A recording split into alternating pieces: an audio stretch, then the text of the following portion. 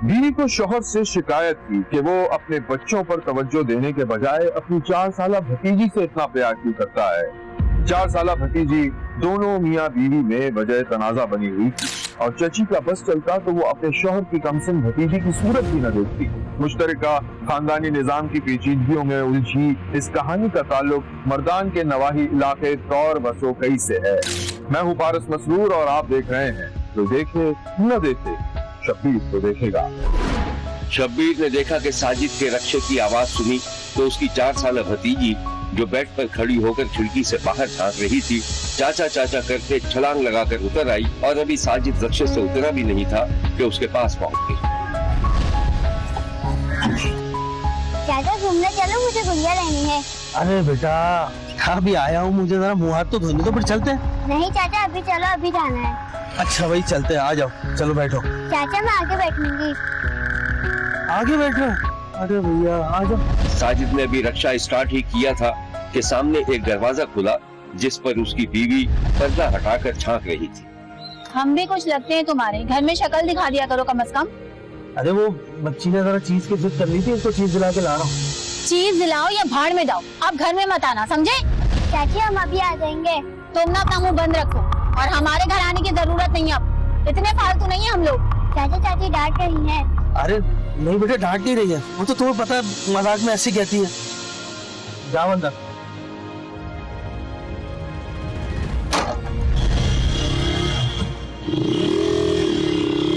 साजिद रक्षा लेकर चला गया और उसकी बीवी बड़बड़ाती हुई घर के अंदर चली गई। आंगन में बीच की दीवार के उधर मरजान की माँ अलगनी पर कपड़े सुखा रही। अरे नौरीन क्या हुआ, किससे झगड़ा हो रहा था? हवाओं से लड़ रही थी। है पूछ लिया तो क्या गजब हो गया? तुम ना अपने काम से काम रखा करो, मेरे मामले में टांग मत अड़ाया करो। तुमसे तो पूछना भाई कयामत है। मरजान, अरे मरजान चल घर आजा। नहीं है मरजान यहाँ, गई अपने चचा के पैसे खर्च करवाने। तो अपने शौहर से कहो ना, मैंने थोड़ी कहा मेरी बच्ची पे खर्च किया करो। तुम सब लोग ना मिले हुए हैं पर रही एक बराबर में घर, जिंदगी अज़ाब कर दी मेरी। तो चली क्यों नहीं जाती यहाँ पे? क्यों रह रही हो हमारे पड़ोस में? मैं क्यों चली जाऊँ, और वो भी तुम्हारे कहने पे? कभी ना जाऊँ मैं। तौबा है भाई, तुमसे तो बात करना ना कयामत है। भाड़ में जाओ हमारी बला से। बीच की दीवार के दोनों तरफ मौजूद औरतें एक दूसरे को कोसने देने के बाद खामोश हो गई और हस्बे मामूल अपने काम काज में मसरूफ रही। रहमान और साजिद दोनों सगे भाई थे। उनके छोटे से मकान की दीवारें आपस में मिली हुई। दोनों भाइयों की बीवियां आपस में कजन थी, लेकिन उनकी आपस में बनती नहीं थी। बड़े भाई रहमान की 2 बेटियां और 1 बेटा था, जबकि साजिद की 1 ही बेटी थी। साजिद अपनी 4 साला भतीजी की हर फरमाइश पूरी करता था, जिस पर साजिद की बीवी बुरा मानती थी और यहाँ तक कि मासूम सी भतीजी साजिद की बीवी की आंखों में खटकने लगी। एक दिन साजिद रक्षा चलाकर जब अपने घर पहुंचा तो अपने साथ घर के लिए कुछ सामान भी लाया था। घर में दाखिल हुआ तो बीवी सर पे दुपट्टा बांधे आटा गूंद रही थी। आटा गूंद रही, क्या हो गया तुमको? पहले तो छोड़ो, खाना लेकर आया हूँ, ये निकालो कुछ खाइए। मुझे नहीं खाना कुछ, अपने सबों को दे दो। अरे क्या हो गया तुमको? कभी तो सीधे मुंह बात कर लिया करो, हर वक्त मुंह ही बना रहता है तुम्हारा। वो बच्चे कहाँ है? मरजान यहीं खेल रही थी, मैंने डांटा तो गुड़िया को भी साथ ले गई। नौरीन ने आंगन ही से आवाज लगाई।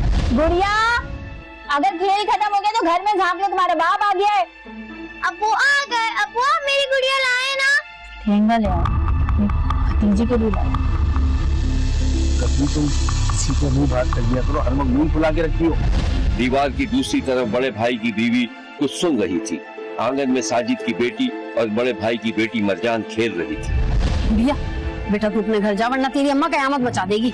अम्मी मैं भी जाऊँ चाचा के पास? कोई जरूरत नहीं है, और सुन इनके घर मत जाएगा। अम्मी मुझे भी जाना है। एक लगाऊं चुप होती है। जा बेटा तू जा अपने घर। साजिद की बेटी उछलती कूदती घर में गई तो साजिद ने बेटी को प्यार किया। बुआ गए, बुआ गए, बुआ मेरी गुड़िया लाए। नहीं बेटा वो आज पैसे नहीं थे, मैं कल ला दूंगा तुम्हारी गुड़िया। तुम्हारे बाप के पास कभी तुम्हारे लिए कुछ होता है? हर चीज बस मरजान के लिए होती है। हर वक्त क्यों जली कुड़ी रहती है उस बच्ची से? कभी तो ढंग से बात कर लिया करो यार। नहीं खाना मुझे खाना, हार में जाओ तुम सब। साजिद गुस्से से घर से बाहर निकल रहा था कि 4 साला भतीजी टकरा गई। चाचा चाचा घूमने चलो। नहीं बेटा अभी तो रात होने वाली है, अभी तुम घर जाओ। नहीं चाचा अभी जाना है। बेटा अभी वो दूर की दुकान है, बंद हो गई होगी, और रक्षा भी मैंने सर्विस पे दिया है, कल चलेंगे, ठीक है? यहाँ लेते हैं एक छोटा सा ब्रेक। कहीं जाइएगा नहीं, हमारे साथ रहिएगा, क्योंकि कोई देखे न देखे, शब्बीर तो देखेगा। साजिद रिक्शा चलाकर माकूल आमदनी हासिल कर लेता था, जबकि बड़े भाई की माली हालत इतनी अच्छी नहीं थी। साजिद की बीवी इस गम में थकी जा रही थी कि उसका शौहर अपने बाल बच्चों पर खर्च नहीं करता। अब वो अक्सर और बेशतर अपने गम और गुस्से का इजहार इस तरह करती कि साजिद की भतीजी को थप्पड़ भी मार देती थी, जिस पर देवरानी और भावज आपस में लड़ पड़ती। शब्बीर ने एक दिन देखा कि साजिद की 10 साला बेटी अपनी कजन 4 साला मरजान के साथ घर के आंगन में गुड़िया गुड़िया खेल रही थी और साजिद की बीवी घर के काम काज करते हुए उसे आते जाते घूर रही थी। गुड़िया, ये क्या घर को फैला के रखा है? चलो रखो गुड़िया और खेल खत्म करो। अम्मी खेलने देना। बहुत जबान दराज हो गई बदतमीज की वजह से। तुम मेरे सामने जबान में चलाना, सब कुछ समेटे चलो। चाची खेलने दो ना। तुम अपना मुंह बंद रखो और निकलो मेरे घर से। चाची मैं नहीं जाऊंगी, मेरे चाचा का घर है।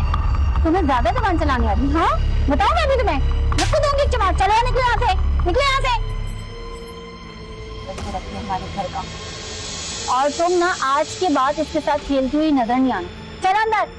मरजान की ये बात सुनकर उसकी चाची का दिमाग घूम गया और उसने बच्ची को एक जोरदार थप्पड़ रसीद कर दिया। बच्ची बिलबिला उठी और रोते हुए अपने घर पहुंच गई। अरे क्या हुआ मेरे बच्चे? किसने मारा? क्यों रो रही है? मम्मी चाची ने मारा है। हम गुड़िया गुड़िया खेल रहे थे तो चाची ने कहा कि अपने घर जा, मैं नहीं गई तो उन्होंने मारा। चल मेरे साथ, बताती हूँ डायन को।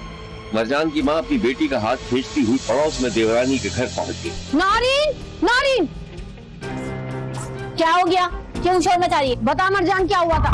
चाची ने थप्पड़ मारा था। क्यों? डायन नुमा औरत, तेरी ये मजाक। आज ना मेरी बच्ची को हाथ लगाया ना, अपनी बच्ची को ना बांध के रखा कर। मेरे घर का बेड़ा गर्क कर दिया इसने।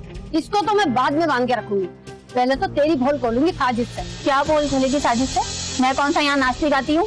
तेरे ना मुंह लगना ही बेकार है। थूक दे बेटा यहाँ पर। बच्ची ने वही थूक दिया। बच्ची के थूकने पर चाची आग बबूला हो गई। अगर भाई का ख्याल नहीं होता ना, तुम दोनों को नाक चने चपा देती। निकलो यहाँ से, और मैं कुछ नहीं कहती। चल मरजान। और तू आज के बाद मुझे बिल्कुल इसके साथ नजर नहीं आना। समेटो अपना सामान। मरजान की माँ और उसकी चाची के दरमियान होने वाली लड़ाई के बाद दोनों घरानों के हालात मजीद बिगड़ गए थे। दोनों भाइयों में भी सरमेहरी आ गई थी। शब्बीर ने देखा कि साजिद अपने बड़े भाई के घर में था। दोनों भाई खामोश थे और साजिद की भावज चाय बना रही थी।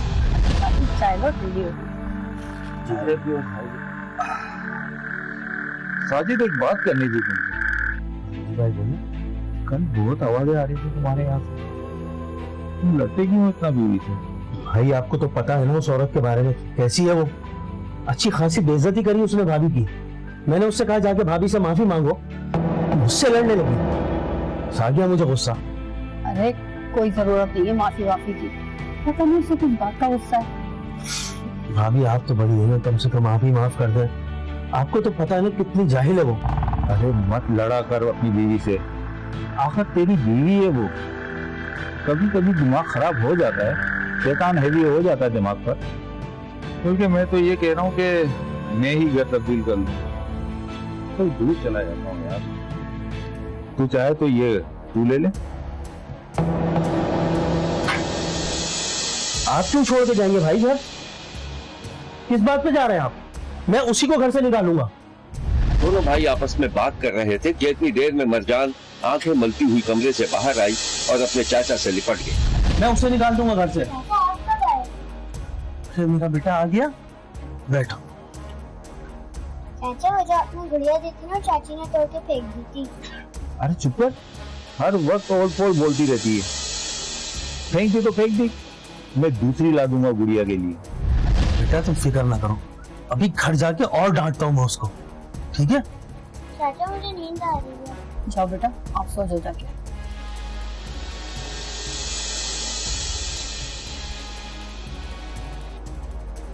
साजिद बिस्किट लाऊं तुम्हारे लिए? अरे नहीं भाभी, बस ये चाय काफी है मेरे लिए। अच्छा तुम भाई के साथ बात करो, मुझे जरा काम है ना आपकी। अरे नहीं भाभी, मैं भी बस चाय पी के निकलूंगा, ज्यादा देर नहीं बैठूंगा। यही बैठ के कान लगा के सुन रही होगी हमारी सारी बातें। अरे यार फिर वही, कोई झगड़ा वगड़ा नहीं होगा, जो हो गया तो हो गया। समझ में आ रही है ना तुम्हारे? ठीक है भाई। साजिद की बीवी को अंदाजा हो गया था कि उसका जेठ भी उसके खिलाफ हो चुका है। खानदान में अलग बदनामी हो रही थी। मरजान की सालगिरह करीब आ रही थी, इसमें शिरकत भी जरूरी थी, वरना खानदान वाले क्या कहेंगे। साजिद की बीवी अजीब सी कश्मकश में मुब्तला थी। शब्बीर ने देखा कि साजिद की बीवी सालगिरह में जाने के लिए तैयार हो रही थी कि इस दौरान साजिद भी लौट आया। इतनी देर कर दी आने में? अरे वो मरजान के लिए गिफ्ट लेना था, इसलिए थोड़ी सी देर हो गई। बस मैं 2 मिनट में तैयार हो जाता। कसम का गिफ्ट तो फिर 10,000 तक का तो आया होगा। नहीं 5,000 तक का है। 5,000 का गिफ्ट कभी अपनी बच्ची के लिए तो लेकर नहीं आए? लिफाफे में 200-300 रुपए रख के दे देते तो क्या चले जाता, मगर नहीं, बीवी बच्चे फाकी में मर जाए मगर तुम्हें अपनी भतीजी को गिफ्ट दे रहे हैं। नौरीन, कोई मौका महल देखती हो बात करने का कि कहाँ किस वक्त क्या बात करनी है, बस शुरू हो जाती हो। तो मैं और क्या करूं? अच्छा ठीक है, आज पूरे खानदान को पता चल जाएगा इस औरत का नाम नौरीन है ना, वो कितनी बड़ी जाहिल है। हाँ मैं ही जाहिल हूँ, तमीजदार तो तुम्हारी भाभी है। क्या करूं, क्या चाहती हो, इस गिफ्ट को फेंक दूं? मैं कुछ भी नहीं चाहती, जाके तैयार हो, अभी सालगिरह भी भुगतानी है मुझे।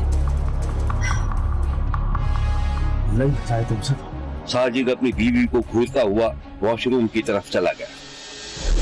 बज़ाहिर लग रहा था कि सालगिरह के बाद दोनों देवरानी और भावच के दरमियान बर्फ पिघल गई, लेकिन एक रात साजिद और उसकी बीवी के दरमियान मरजान के मसले पर इतनी शदीद लड़ाई हुई कि नौबत तलाक की धमकी तक पहुंच गई। साजिद थका हारा घर लौटा था। बीवी का सामना हुआ, लेकिन अजनबी की तरह। बीवी ने जहरीली मुस्कुराहट के साथ तंज किया। हाँ पागल, तो मैंने जो कहा था उसका इंतजाम हो गया? नहीं हो सका। क्यों नहीं हो सका? मुझे डीसी वाली को देने में मेरी जान खा जाएगी। साजिद का पारा चढ़ गया और वो बुरी तरह चीख पड़ा। अरे तो 1-2 दिन में कोई कयामत नहीं आ जाएगी, हो जाएगा 1-2 दिन में इंतजाम। अभी उस बच्ची के लिए पैसे चाहिए होते तो बैंक से डाका डाल लेते तुम। खुदा का खौफ कर, क्यों उस बच्ची से बुग़्ज़ रखती है, क्यों रखती है? बस अब बहुत हो गया, मैं तुम्हारे साथ नहीं रह सकती, छोड़ दो मुझे। नहीं रहना? अरे नहीं रहना तो चली जा, छोड़ दूंगा किसी दिन तुझे मैं, दफा हो जाए यहाँ से। अच्छा मुझे धमकी दे रहे हो? मैं भी देखती हूँ तुम कितने बड़े मर्द के बचे हो। कह रहा हूँ चुप कर जा, नहीं मेरे मुझसे कुछ उल्टा सीधा निकल जाएगा। तुम्हें आना ही अज़ाब है। साजिद ने मुठ्ठियां भींचकर जब्त किया और पांव पटकता हुआ बाहर निकल गया। दूसरे रोज साजिद की बीवी एक खतरनाक मुनक़सिमुल मिजाज हासिद जाइन में तब्दील हो चुकी थी। मरजान उसके घर खेलने आई तो उसने कमरा बंद करके वो किया जो कोई सोच भी नहीं सकता। जालिम चाची ने 4 साला बच्ची को गला दबाकर कत्ल कर दिया था। पुलिस ने मामले की तहकीक की तो मुलजिमा पकड़ी गई।